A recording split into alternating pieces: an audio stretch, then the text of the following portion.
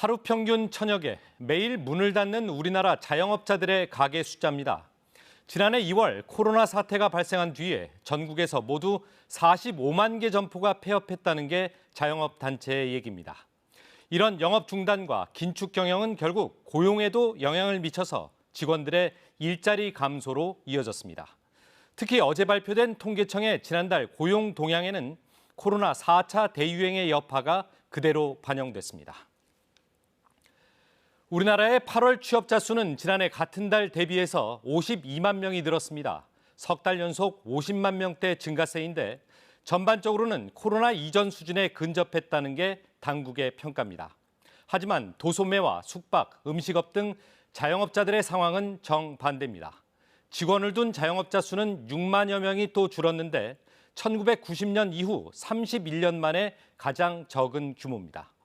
자영업자들에게 고용된 직원들의 규모도 15만 명 줄어들었습니다.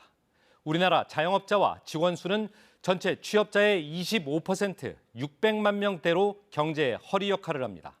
여느 선진국에 비해서도 자영업의 비중은 월등하게 높습니다.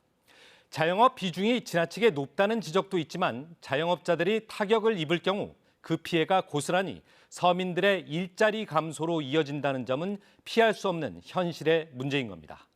최근 벼랑 끝에 내몰린 자영업자들이 잇따라 극단적 선택을 하고 있는 현실을 우리 사회가 무겁게 받아들여야만 하는 이유이기도 합니다.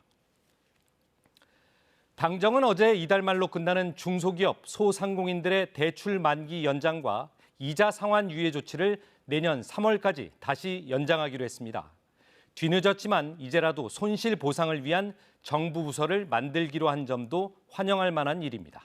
하지만 고정적으로 지출되는 임대료와 인건비 부담이 가장 감당하기 버겁다는 게 자영업자들의 하소연입니다. 이와 관련해서 코로나 사태 초기 착한 임대인 제도가 도입되기도 했지만 자발적인 선의에 기대할 수밖에 없다는 점에서 한계가 있습니다. 자영업자들에게는 지금 당장 도움이 되는 실질적인 지원책이 필요한 겁니다.